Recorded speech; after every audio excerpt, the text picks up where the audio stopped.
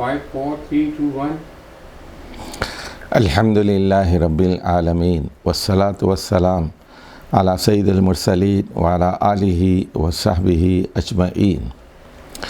قواعد زبان قرآن ہماری کتاب ہے، اس کے حصے دوم کا سبق نمبر 191 191۔ دیکھیے یہاں 3 اسباق آ رہے ہیں، 191 192 اور 193، اور یہ جملے اسمیہ سے متعلق ہیں۔ تو آپ کو پتہ ہے جملے اسمیہ میں 2 بنیادی چیزیں ہوتی ہیں، مبتدا اور خبر۔ تو اب ہم بات کریں گے مبتدا کی لازمی تقدیم، یعنی مبتدا کو ہمیشہ پہلے آنا چاہیے، جیسا کہ اس کے نام سے ظاہر ہے۔ مبتدا کا مطلب ہے جس سے ابتدا ہو، تو اس کے بعد کا جو سبق ہوگا وہ خبر کی تقدیم اور تاخیر۔ بعض اوقات خبر کو پہلے لایا جاتا ہے، عموماً تو وہ بعد میں ہی آتی ہے۔ اور پھر یہ کہ کبھی مبتدا نکیرہ ہوتا ہے، حالانکہ مبتدا کے لیے اصول یہ ہے کہ مبتدا معرفہ ہو، مبتدا معرفہ ہوتا ہے، خبر نکیرہ ہوتی ہے۔ تو یہ جملے اسمیہ کے جملہ بنیادی قواعد تھے، لیکن اب ہم اس کی کچھ تفصیل میں جا رہے ہیں کہ مختلف نوعیتیں کیا ہوتی ہیں اور اہل زبان کیسے اسالیب اختیار کرتے ہیں۔ جناب، تو آج کا سبق ہے مبتدا کی لازمی تقدیم، یعنی وہ صورتیں جس میں مبتدا کا مقدم ہونا لازمی ہے، ضروری ہے۔ اصولی طور پر مبتدا کو ہمیشہ مقدم ہونا چاہیے، لیکن اہل زبان بعض اوقات اسے مؤخر کر لیتے ہیں۔ مبتدا ہمیشہ اسم ہوتا ہے، فعل مبتدا نہیں ہو سکتا، مبتدا جملہ نہیں ہو سکتا، اور شبہ جملہ بھی نہیں ہو سکتا۔ البتہ کبھی کبھی اگر کسی مفرد کی تعویل میں ہو تو یہ مؤولہ جملہ مبتدا بن جاتا ہے۔ دیکھیے ایک مثال سورہ محمد سے، الذین کفروا وصدوا عن سبیل اللہ اضل اعمالہم۔ تو اضل اعمالہم یہ خبر ہے، اللہ نے ان کے اعمال ضائع کر دیے۔ سورہ محمد کی پہلی آیت ہے، اضل اعمالہم، یہ خبر ہو گئی۔ اس کا مبتدا کیا ہے؟ تو الکافرون ہے اصل میں، لیکن الکافرون کے بجائے کیا کہا گیا؟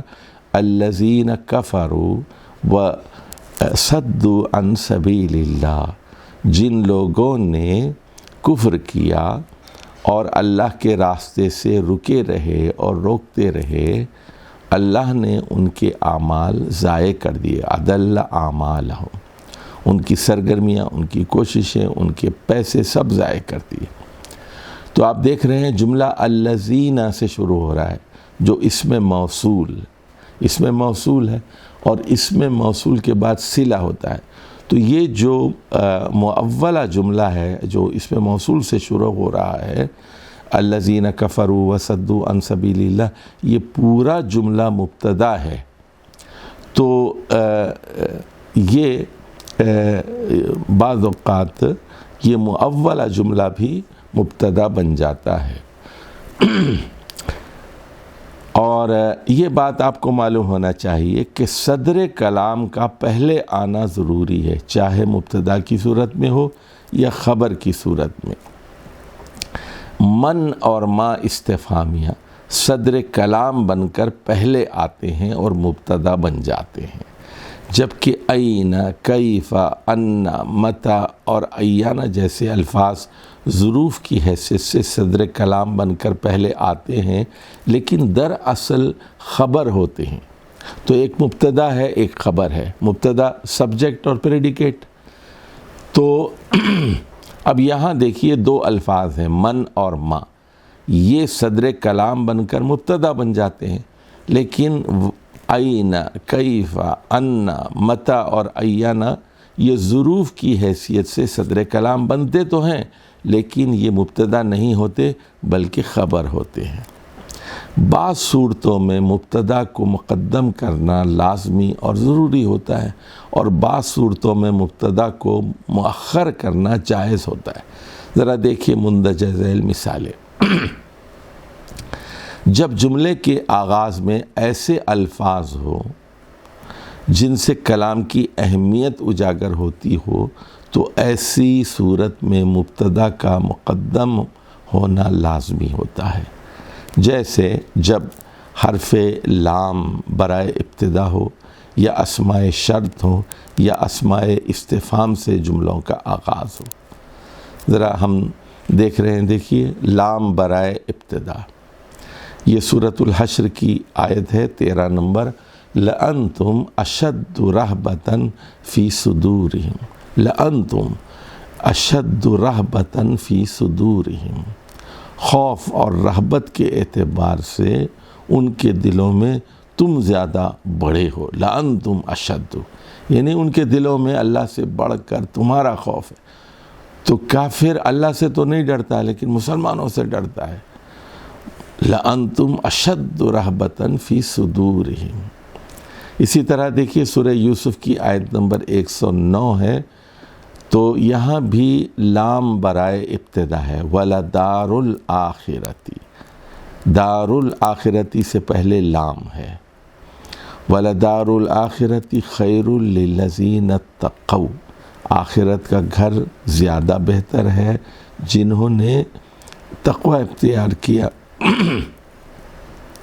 تو اوپر کی جو دونوں مثالیں ہیں، سورۃ الحشر کی بھی اور سورہ یوسف کی بھی، یہ لام ابتدا سے شروع ہو رہی ہیں، اس لیے مبتدا لام اور انتم، لَأَنْتُمْ، اور لام اور دار الآخرہ، لَدَارُ الْآخِرَةِ، تو اس کا مقدم کیا جانا لازمی اور ضروری تھا۔ اب دوسری صورت دیکھیے، اسماء شرط یا اسماء استفہام سے جملے کا آغاز ہو تو مبتدا کا مقدم ہونا لازمی ہوتا ہے۔ سورۃ النساء کی آیت نمبر 123 ہے، مَن یعمل سوءًا یجز بہ، تو دیکھیے شرطیہ جملہ ہے، من حرف شرط ہے، یعمل پہلا جملہ ہے جو مجزوم ہے، یجز بہ دوسرا جملہ ہے جو مجزوم ہے۔ اور یہ اصول آپ جانتے ہیں کہ الفاظ شرط شرطیہ جملے کو اور جزائیہ جملے کو اگر وہ فعل مضارع پر مشتمل ہو تو دونوں کو مجزوم کر دیتے ہیں۔ من یعمل سوءًا، جو بھی برا کام کرے گا، یعمل یعمل ہو گیا ہے دیکھیے، اور یجز بہ تو یجزا ہو گیا ہے، تو یجز بہ، تو یہاں پر کیا ہوا ہے، یہاں پر من یہ یہاں پر مبتدا بن کر آیا ہے، مبتدا بن کر آیا ہے۔ اسی طرح دیکھیے، من احب لقاء اللہ احب اللہ لقاءہ، تو یہ مشہور حدیث ہے کہ جو اللہ سے ملاقات کو پسند کرتا ہے اللہ بھی اس سے ملاقات کرنا چاہتا ہے۔ من کریہ لقاءہ کریہ اللہ لقاءہ، تو یہاں من سے جملہ شروع ہو رہا ہے، دیکھیے من حرف شرط ہے، لیکن اس کے بعد یہاں فعل ماضی آیا ہے، من احب لقاء اللہ، تو احب اللہ لقاءہ۔ تو اسی طرح دیکھیے ماں کی مثال دیکھیے، تو ماں اسم ولدک، ماں اسم ولدک، آپ کے بیٹے کا کیا نام ہے، ماں اسم ولدک، تو یہاں پر ماں اسم استفہام ہے اور مبتدا ہے، اور اس لیے اس کا پہلے آنا ضروری تھا۔ تیسری صورت جب مبتدا کی تقدیم ہوتی ہے، جب مبتدا و خبر دونوں معرفہ ہوں یا دونوں نکرہ ہوں، یعنی تعریف و تنکیر میں برابر ہوں، تو مبتدا کی تقدیم لازمی ہو جاتی ہے۔ جیسے مثال کے طور پر آپ کہتے ہیں کتابی رفیقی، کتابی رفیقی، میری کتاب میری رفیق ہے، میری کتاب میری دوست ہے، کتابی رفیقی، تو یہاں دیکھیے دونوں اسم کتابی، یہ میری کتاب یہ مرکب اضافی ہے، رفیقی میری رفیق یہ بھی مرکب اضافی ہے، اور یہ دونوں جو ہے اس میں دونوں برابر ہیں، تو اس لیے مبتدا کی تقدیم کتاب کو پہلے لانا ضروری ہے۔ اچھا، اسی طرح دیکھیے علی صدیقی، علی صدیقی، علی میرا دوست ہے، علی اسم علم ہے، علی میرا دوست ہے، صدیقی مرکب اضافی ہے، میرا دوست۔ تو اسی طرح دیکھیے اگلی مثال، اکبر منک سنا اکثر منک تجربۃ، تجربہ، اردو والے تجربہ یا تجربہ کہتے ہیں، اصل میں لفظ ہے تجربہ، عربی زبان میں تجربہ ہے، اور یہ باب تفعیل کا مصدر ہے، تجربہ، را کے نیچے زیر ہے، تجربہ۔ یہ بالکل اسی طرح ہے جس طرح تربیہ ہے اور تزکیہ ہے، تلبیہ ہے، تنبیہ ہے، تجربہ تفعیلتن کے وزن پر۔ اکبر منک سنا اکثر منک تجربۃ، کہ اکبر منک سنا، عمر میں آپ سے بڑا، عمر میں آپ سے بڑا، وہ تجربے میں آپ سے زیادہ ہے۔ تو اس مثال میں بھی دیکھیں گے آپ اکبر اور اکثر، ایک اکبر مبتدا ہے، اکثر خبر ہے، تو دونوں نکیرہ ہیں، تو اس لیے یہاں پر مبتدا کو مقدم کیا گیا ہے۔ دو اور مثالیں دیکھ لیجئے، زید اخوک، زید آپ کا بھائی ہے، زید تمہارا بھائی ہے، تو یہاں زید کو مقدم کرنا ضروری ہے۔ اور اسی طرح افضل منی افضل منک، جو مجھ سے بہتر ہے وہ تم سے بھی بہتر ہے۔ چوتھی صورت وہ ہوتی ہے جب مبتدا کو خبر میں محدود و محصور کرنا مقصور ہو، یعنی حصر کا مفہوم مطلوب ہو، تو مبتدا کو مقدم کرنا ضروری ہوتا ہے۔ جیسے آل عمران کی مشہور آیت ہے 144، وما محمد الا رسول، تو اس مثال میں محمد کو مؤخر نہیں کیا جا سکتا، اور نہیں ہے محمد صلی اللہ علیہ وسلم مگر ایک رسول، وما محمد الا رسول، تو ورنہ مفہوم بدل جائے گا اور مقصود کلام کے خلاف ہوگا۔ یعنی یہ نہیں کہہ سکتے کہ نہیں ہے کوئی رسول مگر محمد، تو یہ نہیں کہہ سکتے آپ وما رسول الا محمد، تو یہاں محمد صلی اللہ علیہ وسلم کو پہلے لانا پڑے گا۔ تو اور جو یعنی اگر الٹ دیں تو یہ خلاف واقعہ ہوگا۔ اچھا دیکھیے اگلی مثال، ما خالق الا اللہ، ما خالق، کوئی خالق نہیں ہے سوائے اللہ کی، یہاں بھی خالق کو مبتدا بنانا لازمی اور ضروری ہے، ورنہ مفہوم مختلف ہو جائے گا۔ یہ اسی طرح دیکھیے سورۃ الرعد کی آیت ہے کہ انما انت منذر، انما انت منذر، اور اگلی مثال سورہ ہود کی ہے انما انت نذیر، آپ تو صرف اور صرف خبردار کرنے والے ہیں، منذر ہیں، تو آپ تو بس ڈرانے والے ہیں، تو یہاں انما آیا ہے، انما، تو ان دونوں مثالوں میں انت مبتدا ہے، اس کی تقدیم لازم ہے، کیونکہ انما سے حصر کا مفہوم پیدا ہو رہا ہے۔ اسی طرح دیکھیے حدیث میں ہے سلمان منا، سلمان ہم میں سے ہیں، یعنی اہل بیت میں سے ہیں، سلمان فارسی ہم اہل بیت میں سے ہیں، تو یہاں سلمان کی تقدیم لازمی اور ضروری ہے۔ تو اب پانچویں صورت یہ ہے جب خبر جملہ فعلیہ پر مشتمل ہو، جس کی ضمیر مستتر مبتدا کی طرف لوٹتی ہو، تو مبتدا کا مقدم ہونا لازمی اور ضروری ہوتا ہے۔ جیسے مثال کے طور پر سعید حضر، سعید مبتدا ہے، حضر خبر ہے، لیکن حضر فعل ماضی کی شکل میں آیا ہے، حضر حاضر ہو گیا، سعید حاضر ہو گیا۔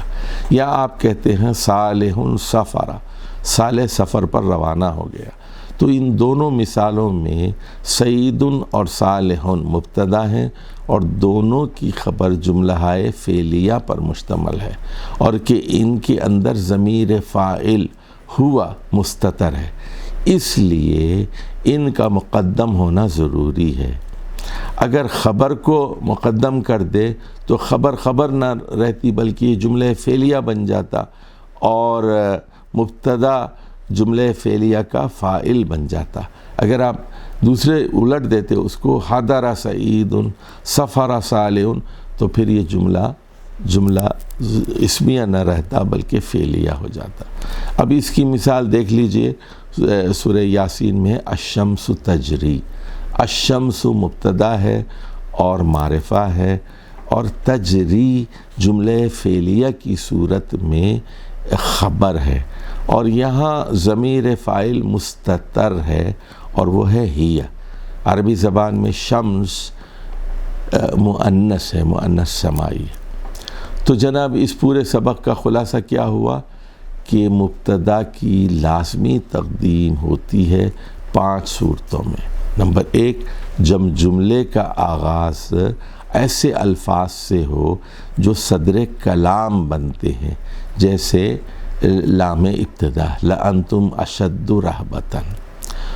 دوسری صورت، جب اسماء شرط اور اسماء استفہام سے جملے کا آغاز ہو، جیسے من اور ما سے۔ تیسری صورت یہ ہے جب مبتدا اور خبر دونوں معرفہ ہوں اور دونوں نکرہ ہوں تو مبتدا کا پہلے آنا لازمی اور ضروری ہوتا ہے۔ چوتھی صورت یہ ہے کہ جب مبتدا کو خبر میں محدود کرنا مطلوب و مقصود ہو، اور اس کو محدود اور حصر پیدا کرنا ہو تو اس سے پہلے انما لایا جاتا ہے، جیسے انما الصدقات، تو الصدقات یہاں مبتدا ہے اور انما سے اس کو محدود کرنا مقصود ہے، یعنی زکوٰۃ کے صرف 8 مصارف ہیں، 8 کے علاوہ کوئی اور نہیں ہے۔ اور آخری اور 5ویں صورت یہ ہے کہ جب خبر جملہ فعلیہ پر مشتمل ہو تو پھر مبتدا کو مقدم کرنا لازمی اور ضروری ہوتا ہے، جیسے الشمس تجری۔ والسلام علیکم ورحمۃ اللہ وبرکاتہ۔